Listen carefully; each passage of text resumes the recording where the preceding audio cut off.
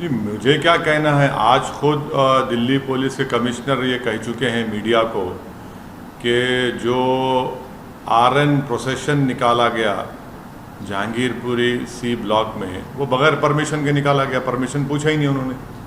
Delhi police commissioner का कहना है जब बगैर पुलिस परमिशन के इस तरह का यात्रा निकालते हैं और उसमें हथियार होते हैं, तलवारें होती हैं, पिस्टल होता है, कंट्री मेड पिस्टल होते हैं, पिस्टल होता है, तो फिर ये पुलिस क्या खामोश तमाशे बनकर बैठी थी कि पुलिस गूंगी हो गई थी, अंधी हो गई थी पुलिस? तो कैसे आपने निकालने दिया बगैर परमिशन के आपके? और उसमें हथियार की क्या ज़रूरत है? जब आप रिलीजियस प्रोसेशन निकाल, हथियार क्यों रखते उसमें आप? और फिर हथियार रखते साथ में सब प्रोवोकेटिव नारे लगाते आप, क्यों? और तीसरी बात, आपने उस मस्जिद के सामने जाकर झंडा लगाने की कोशिश क्यों की? वहाँ पर झंडा क्यों लगाया बल्कि आपने वहाँ पर? उससे पहले बगैर पुलिस परमिशन के 2 प्रोसेशन चले गए थे, ये तीसरा था जो 5:30 बजे का वाक़या है। तीसरी बात यह है कि जब से अमित शाह इस देश के होम मिनिस्टर बने हैं, ये वाहिद यूनियन टेरिटरी जहाँ पर लॉ एंड ऑर्डर MHA के तहत आता है। 4 वायलेंस हो चुके हैं बड़े बड़े। एक लॉयर्स का पुलिस का तसादुम, दूसरा 2020 का जो प्रोग्राम हुआ वो, तीसरा जो 26 जनवरी 2020 को जो किसानों के आंदोलन सिलसिले में जो वायलेंस हुआ, और चौथा ये जो पुलिस परमिशन नहीं दी, खुद कमिश्नर ऑफ पुलिस कह रहे हैं, तो किस बुनियाद पर आपने उनको इतना बड़ा प्रोसेशन निकालने दिया? और हाथों में 1 नहीं, 2 नहीं, 3 नहीं, 2500-300 तलवारें हैं, हाथ में कट्टा है, पिस्टल है। और ये बता, हम पूछना चाह रहे हैं लोगों से, क्या तलवार और ये तफंचा रखना क्या एसेंशियल रिलीजियस प्रैक्टिस में आता है? क्या ERP है वो? हर जगह पर जहां पर प्रोसेशन जाता है, आप मस्जिद के ऊपर, दरगाह के ऊपर झंडा लगाते हैं, क्यों लगाते हैं भाई?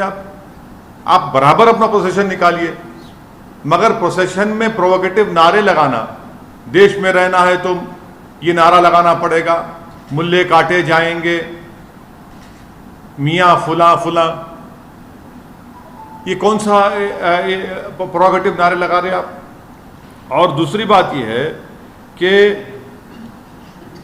जब आपने वहाँ पर बगैर परमिशन की इजाज़त दे दी, पुलिस ने इजाज़त दे दी, आज कमिश्नर पुलिस कह रहे हैं, आपने 14 मुसलमानों को गिरफ्तार कर लिया, वो उसमें से कई जुवेनाइल हैं। क्या कर रहे हैं भाई आप? 14 के 14 को पकड़ लिया। और एक लड़का है अंसार, उसका वीडियो है, क्या कमिश्नर पुलिस नहीं देखते, क्या अमित शाह नहीं देखते, क्या इंटेलिजेंस नहीं देखता? वो अंसार को भी एक्यूज बनाए। वो अंसार तो उस प्रोसेशन में एक लड़का था जिसके हाथ में इतना बड़े तलवार थी, उसको समझा रहा है कि बेटा ऐसा काम नहीं करना, हम यहां पर मिलकर रहे थे, भारत हमारा वतन है, उसको एक्यूज बनाते। वन साइडेड कार्रवाई हो रही है। अब मैं शुरू से कह रहा हूं कि वायलेंस उसी वक्त होता है, कम्युनल वायलेंस, जब सरकार चाहती है। जब सरकार नहीं चाहती, कम्युनल वायलेंस नहीं होता। तो यहां पर भी सरकार चाहती थी कि वायलेंस हो, आपने वायलेंस होने दिया।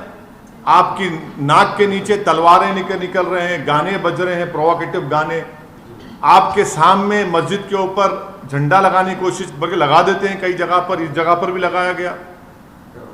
2 प्रोसेशन पीसफुल चले गए, तीसरे में गड़बड़ कैसे होती भैया? तो ये सब चीजें, इसकी पूरी जिम्मेदारी मोदी सरकार पर आयद होती है। और जो दिल्ली का मुख्यमंत्री है वो तो मुसलमानों को ब्लेम कर दिया। अब उनको शर्म नहीं आती इस तरह का बयान देने के मुसलमानों ने पत्थर फेंके? चुनाव जब आते तो आप सबके वोट लेते, और जब ये मामला आया तो आप दिखाते अपना असली चेहरा। तो दिल्ली की जनता को यह भी देखना है मुख्यमंत्री का, दिल्ली के मुख्यमंत्री का ये दोहरा चेहरा, कि फौरन इल्जाम लगा देते।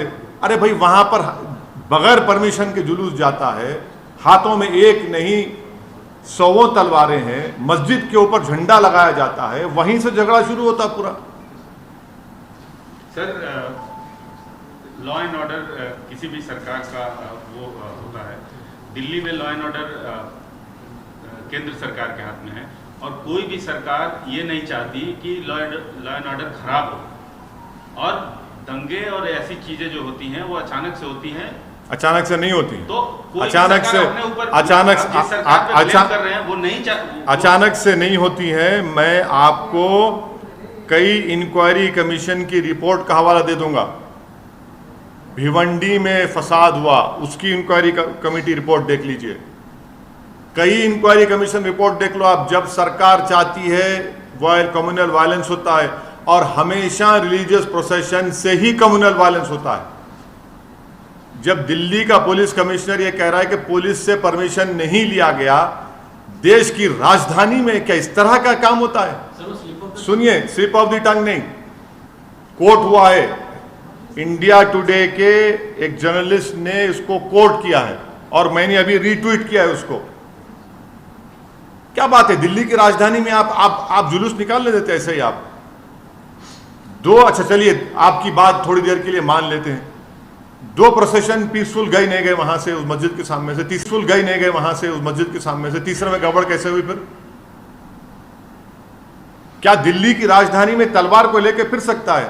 अगर वही तलवार किसी मुसलमान के हाथ में आ गई तो एक तलवार आने दीजिए।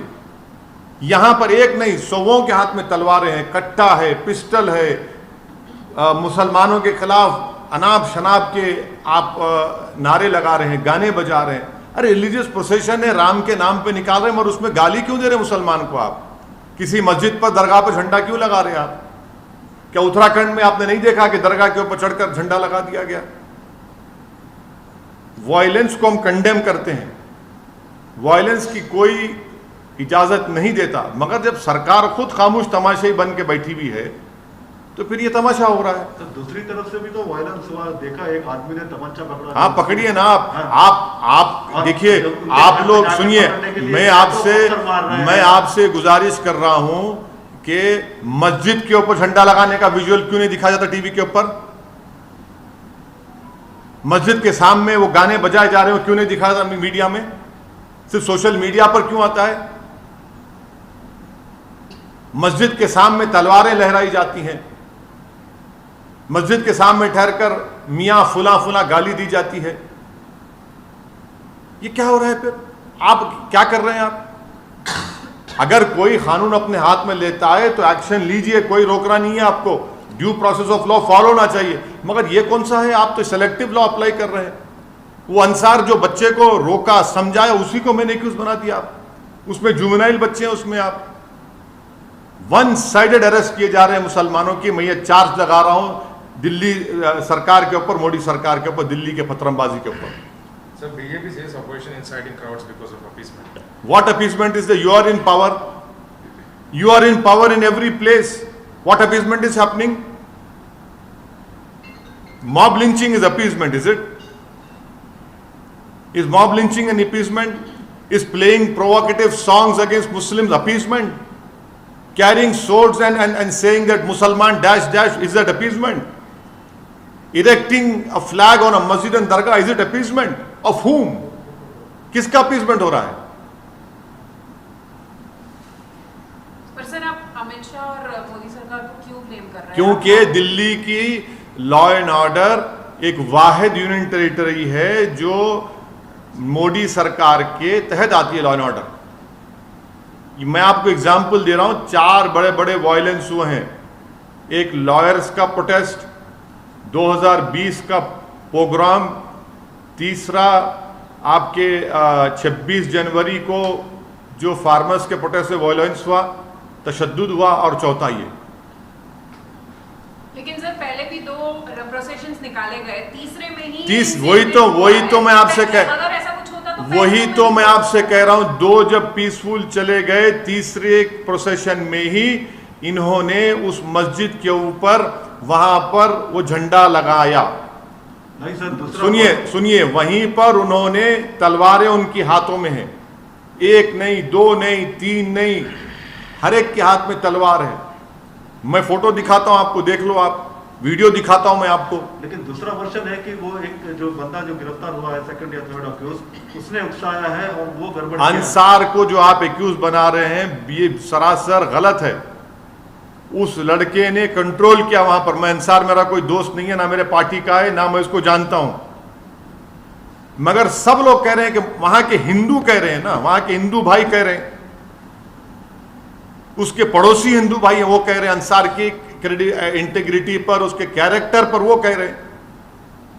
आप बगैर परमिशन के देते हैं और आपकी नाक के नीचे सब चीजें होती हैं और आप ये इल्जाम लगाते एक तरफ। सर ये मेन मुद्दा चल रहा है अभी लेकिन सर, उसी पे- लाउड स्पीकर्स को लेकर आप क्या बोल रहे हैं मैडम, बोलिए मैडम। सर आज भी फिर से पथराव हुआ, आज भी स्टोन पेल्टिंग हुआ, तो उस पे आप नहीं वो पुलिस बोल दी, वो जिसके घर में गए थे वहां से पत्थर आए, मामला पीसफुल पुलिस ने कह ये दिया। लाउड स्पीकर्स सर- का बोलिए सर, सर- लाउड स्पीकर्स के बारे में बताइए। सीपी ने क्या कहा? CP ने ये भी लाउडस्पीकर- कहा, नहीं सीपी ने क्या कहा? सीपी ने ये कहा कि कौन सी भी मस्जिद पे फ्लैग इंस्टॉल नहीं किया गया। ये मतलब आप बोले सर फ्लैग इन मैं सीपी साहब को वीडियो मैं अभी ट्वीट करता हूं थोड़ी देर में, वो वीडियो वो आप लोगों को भी दिखाता हूं, देख लो आप। मस्जिद के अंदर वहां पर झंडे पड़े हुए हैं, कैसी बात कर रहे हैं वो? अपनी नाकामी को छुपाने के लिए कम से कम इतना तो झूठ मत बोलिए। तलवारें लेकर क्यों जाते हैं भाई? उनके हाथ में क्या कट्टे नहीं थे? उनके हाथ में पिस्टल नहीं थे जो प्रोसेशन में थे? दूसरी तरफ से तलवार और पिस्टल कहां से आ गए? कहां? वही तो हम कह रहे हैं, आपने इजाजत क्यों दी? अगर तलवार किसी के हाथ में है तो पकड़िए ना। फिर आप क्या, एक के हाथ में तलवार है तो फूल है, दूसरे के हाथ में अगर तलवार है तो तलवार है।